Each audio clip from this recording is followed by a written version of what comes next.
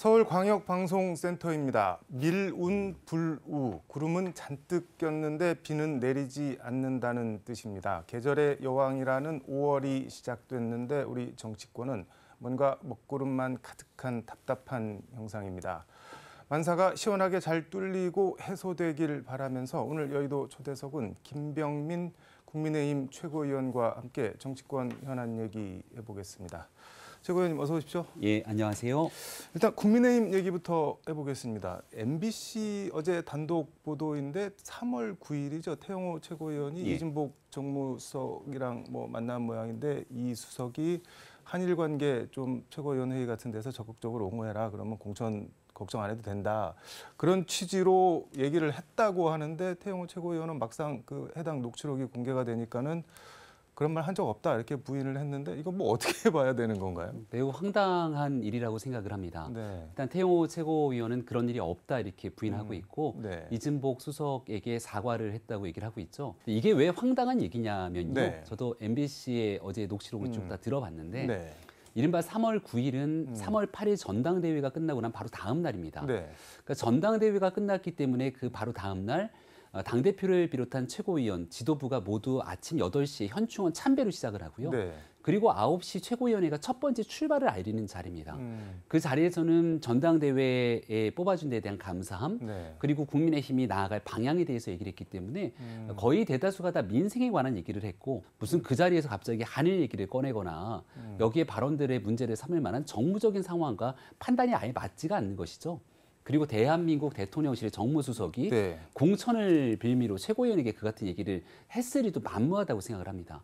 이게 그때가 그 위안부 제3자 변제 예. 문제로 좀 여론이 안 좋았던 때인데 말씀하신 대로 이제 새 지도부가 꾸려졌으니까 이진복 정무수석이 이제 정무수석 하는 역할이 국회랑 이렇게 가교 역할을 예. 하는 건데 앞으로 최고위원 회의에서 그런 좀 옹호하는 발언을 하시면 좋을 거다라는 취지로 말을 했을 가능성은 전혀 없는 건가요, 그러면? 저는 그런 메시지를 주고 나눌 만한 계제가 전혀 아니었다고 생각을 합니다. 그리고 이 한일 정상회담 네. 그리고 제3자 변제를 비롯한 많은 일들은 굳이 대통령실에서 누군가가 얘기하지 않더라도 집권당, 국민의힘의 당의 지도부로 있거나 혹은 네. 국회에 몸담고 있는 인사들이라면 당시 문재인 정부에서 꽉 막혀 있었던 한일 네. 관계를 어떻게 풀어내야 될지에 대한 깊은 고민, 그리고 그 내용들을 바탕으로 정상회담에서 네. 여러 가지 의제들을 갖고 이야기하는 대통령의 노력에 대해서 긍정적으로 평가하는 건 정치의 ABC라고 저는 생각을 합니다. 굳이 당부나 부탁 같은 걸 이런 안 걸 해도 당부나 부탁하면서 공천 문제랑 결부시킬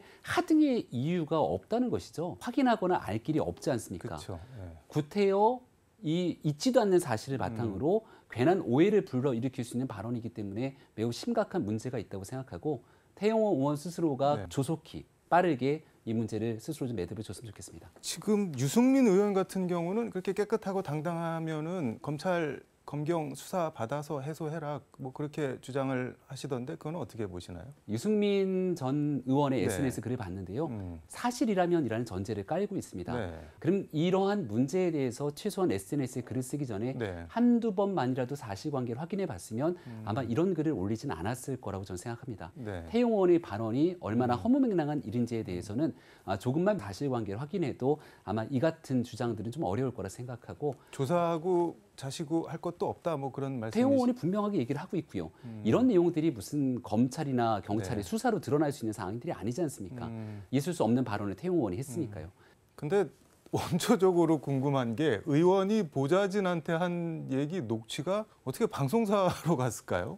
보좌진 중에 누군가가 유출하지 네. 않았으면 불가능한 일이었겠죠. 그러니까 태용호 의원이 직접 방송국에 줬을 리는 없을 테니까요. 네. 사실은 좀 황당한 일이기도 하고 이게 대한민국 대통령실이나 집권당이 오히려 엉뚱한 오해를 받을 수 있는 발언으로 치부될 수 있거든요. 단순하게 그냥 과장이다, 허풍이다 이런 방식으로 넘어갈 정도의 사안은 아니라고 생각합니다. 3월 9일 날 태영호 최고위원이랑 이진복 정무수석이 만나기는 만났다고 하던가요? 어떤가요? 아마 태용호 최고위원이 네. 그 전당대회가 끝난 상황이기 때문에 이진복 수석을 만나러 들어간 것이 아닌가 생각합니다. 용산에 네, 혼자서요? 그렇죠. 그러니까 지도부랑 같이 간 것도 아니고 왜 혼자서? 우리가 이제 3월 9일에 첫 번째 출범을 네. 하고 나서 그 다음 대통령과의 이 첫 번째 만찬이 아마 그 며칠 뒤로 예정이 네. 돼 있을 때 상황이었습니다. 아마 태영호 최고위원 입장에서는 전당대회 내내 본인이 했던 이 4.3 발언 네. 때문에 굉장히 당이 좀 술렁이는 일들이 있었기 네. 때문에 이제 전당대회에서 최고위원에 당선이 됐기 때문에 그 내용들 등에 대해서 이제 이야기를 나누고자 뭐 들어갔을 수는 있다고 생각합니다. 일단 뭐 정리하고 수습하러 들어갔을 수는 있는데 이런 네. 종류의 말은 뭐 전혀 없었을 거다 이렇게 정리를 분명하게 본인이 얘기하고 있고 또 대통령실 정무수석실에서도 확실하게 이야기를 네. 하고 있고요. 전혀 상식적으로도 이해하기 어려운 발언이라는 점을 다시 한번 말씀드립니다. 근데 이게 녹취가 보도된 시점도 어떻게 보면 좀 공교로운 게 어제 국민의힘 새로 구성된 윤리가 첫 번째 회의를 열고 김재원, 태영호 두 최고위원에 대해서 징계 개시를 결정을 했잖아요. 예. 관련이나 영향 같은 게 있을까요?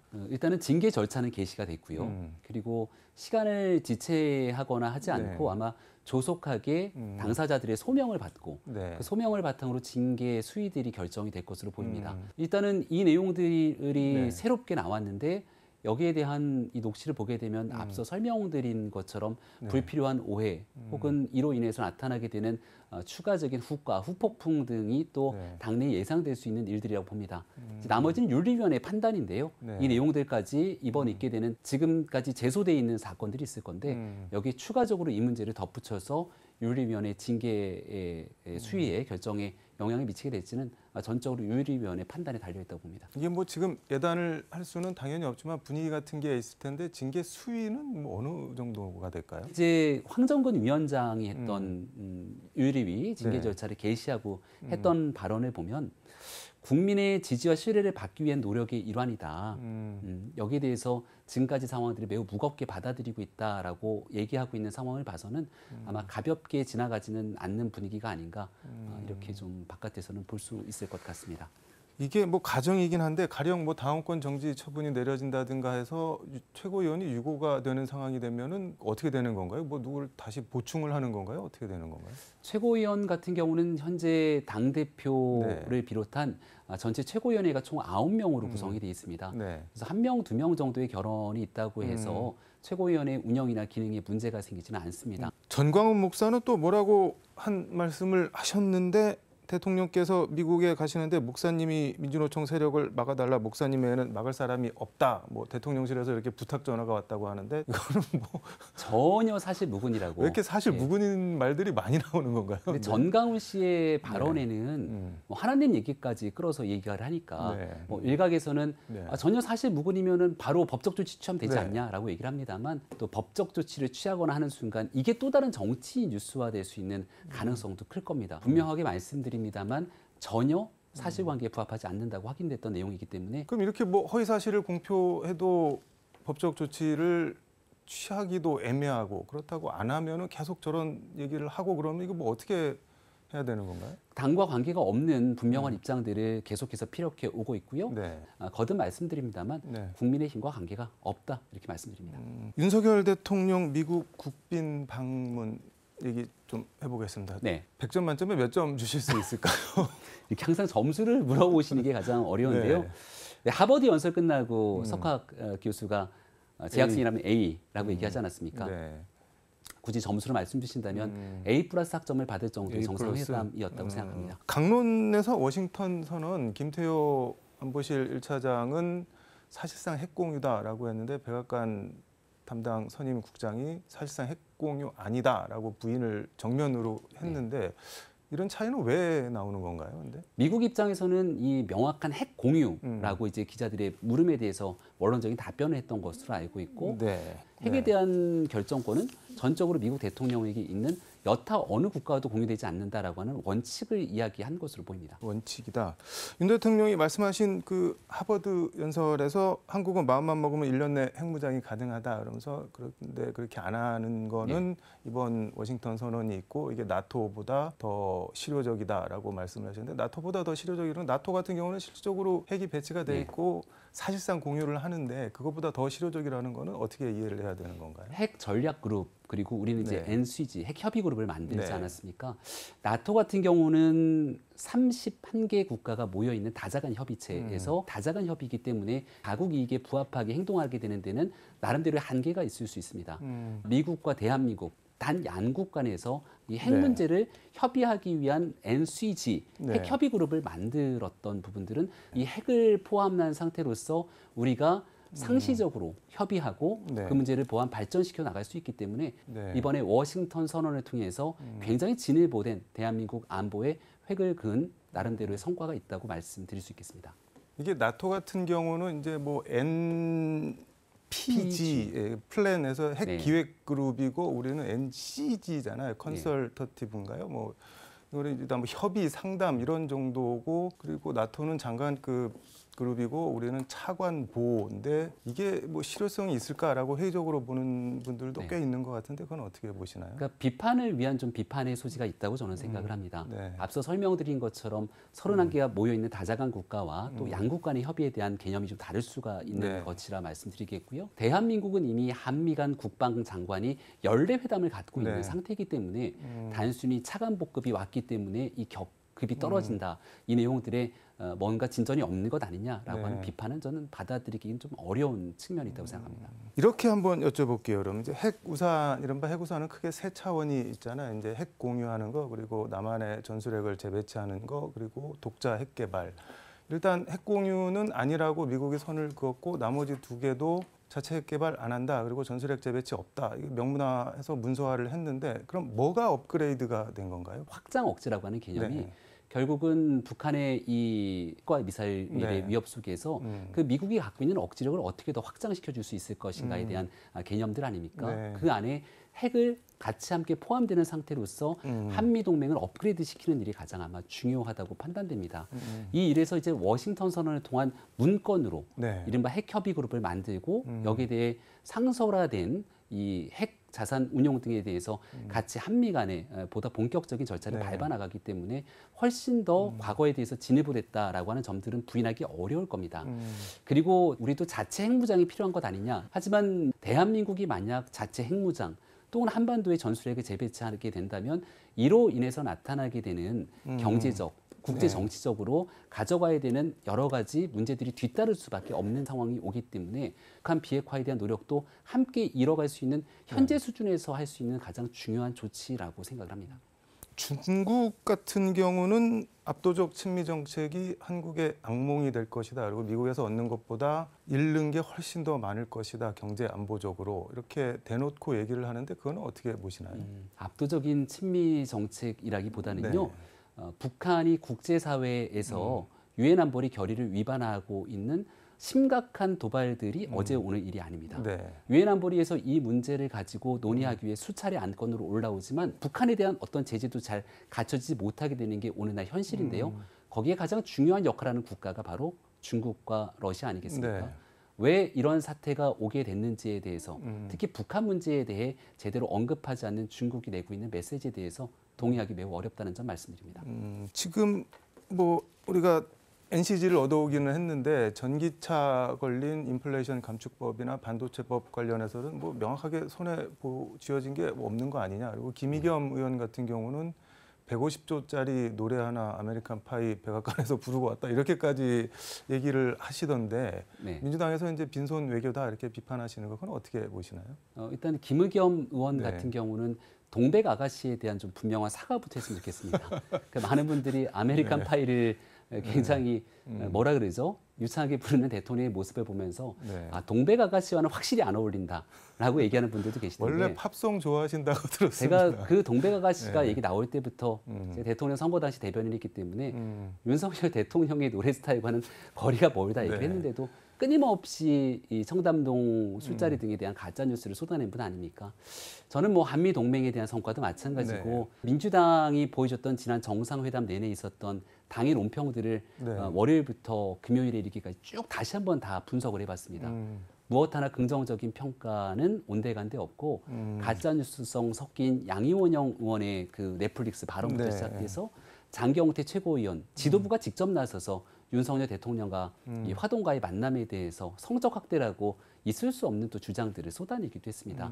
그리고 관련된 내용들이 뭔가 이 한미 정상회담을 통해 우리 국익에 보탬이 되기보다는 뭔가 윤석열 정부의 외교가 폭망했으면 좋겠다는 심정으로 비토하는 논평들을 쏟아낸 것 아닌가 네. 이런 의구심이 들 정도였거든요. 좀 객관적인 평가를 통해서 잘된 부분들에 대해서 박수를 보내고 그러니까 과도한 비판이다, 별 근거가 없다 그렇게 보시는 거예요. 과한 비난 그리고 덧붙인 가짜 뉴스 성격의 비난도 많았다는 점을 말씀드립니다. 알겠습니다. 민주당 얘기 잠깐 해보겠습니다. 어제 최고위원회의에서 민주당 돈봉투 의혹 관련해서 증거인멸 말씀을 하셨던데 그건 예. 어떤 얘기인가요? 송영길 전 대표가 파리에서 기자회견을 가졌습니다마는 그 기자회견의 전체 내용을 짚어보면 나는 무관하다는 겁니다. 네. 지금도 여전히 나오고 있는 수많은 녹취가 있음에도 불구하고 본인에 대한 책임을 인정하지 않고 있죠. 그러다 보니 증거인멸 등에 대한 우려, 가능성은 훨씬 더 커질 수밖에 없다 생각하고 특히 오늘 송영길 전 대표가 검찰이 부르지도 않는 상황에서 네. 자진 출석을 하게 되는데 굉장히 이 황당한 저는 갑질이라고 생각을 합니다. 그게 왜 갑질이 되는 건가요? 검찰은 수사해야 되는 내용들을 다 정리를 해놓고 그리고 필요한 압수수색 등에 대한 강제 수사를 통한 증거들을 확보해 놓은 다음 여기에 대해서 소환 조사를 만약 부르게 된다면 네. 그 피의자에 대해서 어떤 내용들을 물으면서 정리를 할지를 다 기획하고 수사의 단계를 밟지 않습니까? 더군다나 송영길 전 대표처럼 네. 이른바 집권당의 당대표를 지냈던 유력 정치인이라면 여러 번 계속 부를 수도 없는 노릇이기 때문에 네. 한 번 부를 때 정확하게 어떤 내용들을 조사해야 될지를 기획하고 있을 겁니다. 네. 근데 뜬금없이 본인이 가고 싶은 시간 날짜에 맞춰서 내가 갈 테니까 조사해라 라고 하는 거는 평범한 대한민국 국민들이라면 상상하기 어려운 일들 아니겠습니까? 근데 그 말씀을 듣다 보니까는 그 2002년 대선 때 그 이른바 차떼기 사건 한나라당 그리고 2003년도에 대검에서 중수부에서 조사를 했는데 이회창 예. 당시 한나라당 총재가 부르지도 않았는데 가서 나 조사해라 내가 다 시킨 거다라고 이렇게 한 전례가 있잖아요. 그거는 어떻게 봐야 돼요? 과거에 안 좋았던 예들을 네. 그대로 반복 답습하라고 현재 있는 정치인들에게 무거운 책임감이 주어지진 않았을 거라고 네. 생각하고요. 송영길 전 네. 대표의 이 같은 행동들이 헐리우드 액션으로 본인에게 제기되고 있는 많은 혐의들을 정치적으로 치환시키려고 하는 것 아니냐라고 하는 의구심 피해가기 어려울 거라고 봅니다. 사법 문제를 정치 문제로 프레임을 바꾸려고 한다는 그런 시도로 보시는 네, 거예요? 맞습니다. 이재명 대표는 왜 침묵하고 있는가 이렇게 물으셨던데 전반적으로 지금 민주당이나 이 대표 대응에 대해서는 어떻게 평가를 하고 계신가요? 이정근 부총장의 녹취, 네. 윤관석 사무총장의 녹취가 드러나 있지 않습니까? 이건 어떻게 다른 부연 설명을 할 수가 없을 정도로 돈봉투를 서로 기획했던 내용들이 고스란히 드러났다고 네. 표현할 수밖에 없을 거라 봅니다. 이런 일들이 일어나면 민주당의 윤리심판원이 즉각 가동해서 관련된 인사들에 대한 네. 출당 혹은 뭐 징계 등에 대한 절차를 가져가는 게 공당으로서 해야 되는 당연하고도 기본적인 책무라고 생각합니다. 네. 근데 그런 일들이 하나도 이루어지지 않고 있다 보니까 이른바 이재명 대표의 사법 리스크 때문에 이 정도의 사법적 문제는 아무것도 아니라고 생각하는 도덕 불감증이 내성화되어 있는 것 아니냐. 민영배 의원 민주당 복당했는데 이거는 어떻게 보시나요? 네. 헌재 판결이 네. 꼼수 탈당, 위장 탈당 문제에 대해서 이 실질적인 절차 위반에 대해서는 분명하게 언급한 부분들이 있지 않습니까? 분명하게 본인들이 얼마나 국민들을 기망했던 행동인지가 드러나게 됐습니다. 아, 이런 방식이면 송영길 전 대표도 곧 복당하겠구나 라고 글을 올렸거든요. 그게 어떻게 연결이 되는 건가요? 당에 대한 대의 차원에서 네. 뭐 민영배 의원을 안 받을 방법이 없다고 얘기를 하지 않습니까? 송영길 전 대표가 민주당에 있는 인사들이 큰 그릇이다. 송영길 전 대표는 무력이 없는 사람이다. 그러니까 과거에 왔던 전례들을 비춰보건대 네. 그때그때 상황에 맞춰서 이른바 탈당과 복당을 포스트잇 붙이듯이 붙였다 뗐다 하는 것이 아닌가. 민영배 의원은 본인 탈당에 대해서 불 나왔고 소방차가 불 끌어가는데 신호등 지키면서 갈 수는 없지 않느냐. 그러니까 뭐 불가피했다 이런 취지로 네. 항변을 하던데 그건 어떻게 보시나요, 여러분? 불이 나지 않았는데 불이야라고 외친 양치기 소년들이 있다고 생각합니다. 그러니까 불이 나지도 않았는데 불이야라고 외쳤던 양치기 소년의 모습과 무엇이 다른가? 자신들이 불나지도 않았는데 불이야라고 외치고 그 다음에 그 불을 꺼야 된다고 이른바 이 위중한 상황 속에서는 절차? 이런 것들은 좀 적당히 어겨도 된다고 생각하는 이른바 자신들만의 선민 의식에 빠져 있는 것은 아닌가 생각되는데 정말 잘못이 무엇인지를 모르고 반성할 줄 모르는 정당의 진면목을 보여주고 있다고 생각합니다. 알겠습니다. 오늘 말씀 여기까지 듣도록 하겠습니다. 고맙습니다. 네, 고맙습니다. 지금까지 서울광역방송센터에서 김병민 국민의힘 최고위원과 함께 전해드렸습니다.